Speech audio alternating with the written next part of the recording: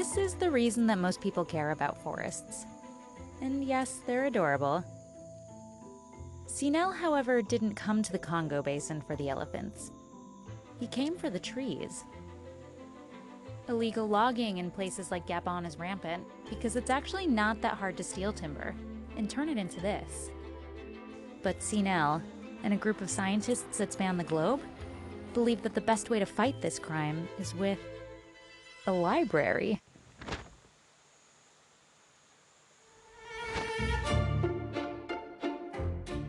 If you live in America, you probably use the equivalent of 6 trees each year.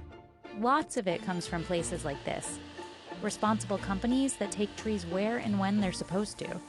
But between 15 and 30% of timber is logged illegally, according to the UN and Interpol. And catching criminals is tough, because there's no legally established way to prove where trees are from. It's incredibly difficult to establish hard evidence that can lead to prosecution.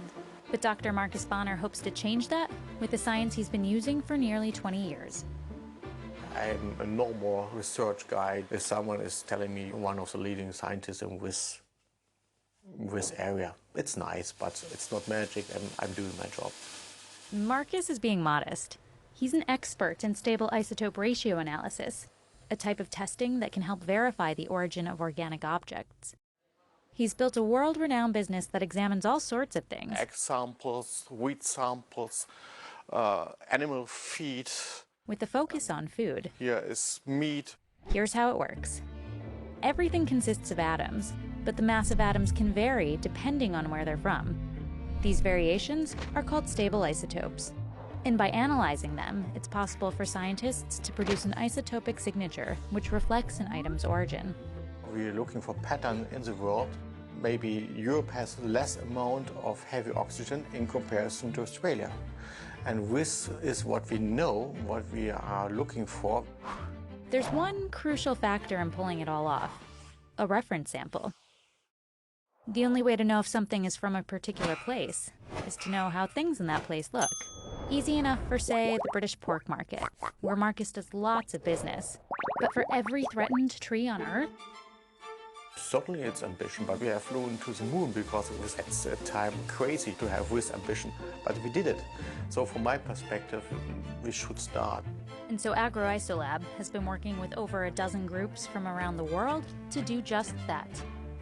Try and build the world's most comprehensive library of trees.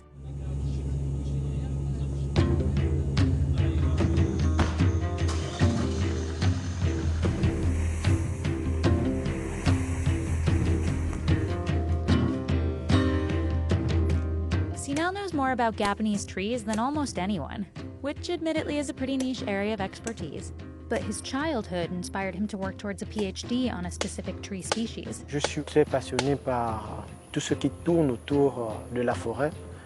Peut-être cela est dû à mon enfance. Moi, j'ai grandi au village avec ma grand-mère et donc très tôt, j'ai été mise au contact de la forêt.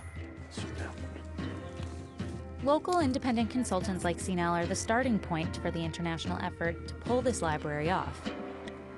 Together with researchers from the Forest Stewardship Council, teams are fanning out in forests across the world to gather, package, and locate various species. It's a pretty simple process once you have done it once. Just lots of steps and being careful we don't mix up anything. But given that not-so-simple ambition of every threatened tree, where do you start?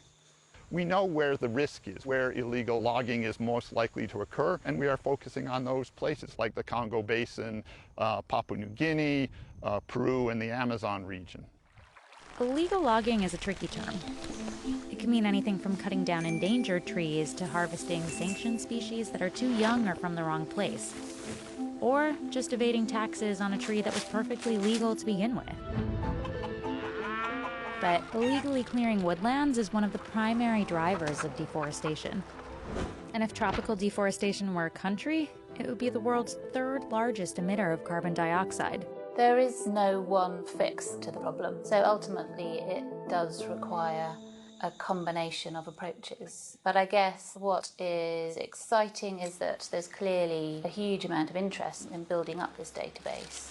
Okay, perfect. That interest exists because, if successful, The work that starts here will make it so much easier to prosecute illegal logging criminals in court.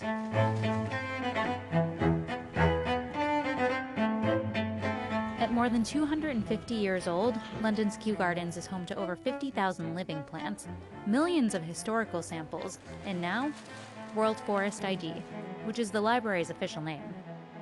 And it'll be overseen by wood anatomist Dr. Peter Gasson. There's an endless fascination with trees. And then if you go further and actually start looking at what they look like inside, and there's a whole new world there.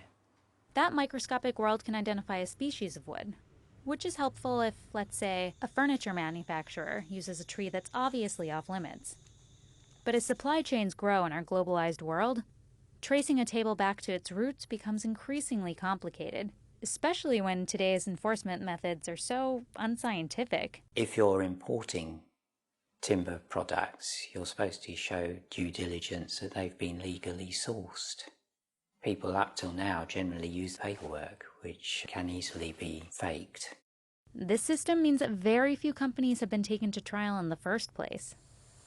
According to AgroIsolab, about 50% of samples that enforcement officials submit for analysis are sent back, because there's not much to compare those samples against. But should this project succeed, officers would have concrete evidence that could stand up in court. I think this could hopefully really help enforcement agencies and then just help a shift to a transparent forest sector. The team still has a long way to go. Actually gathering samples from across the globe is virtually impossible. And applying isotope analysis to timber is still so new that no one knows just how precise those results will be. But there are an estimated 3 trillion trees out there fighting for us, all day, every day. And what a shame it would be to let the scale of such an endeavor deter someone from fighting for them.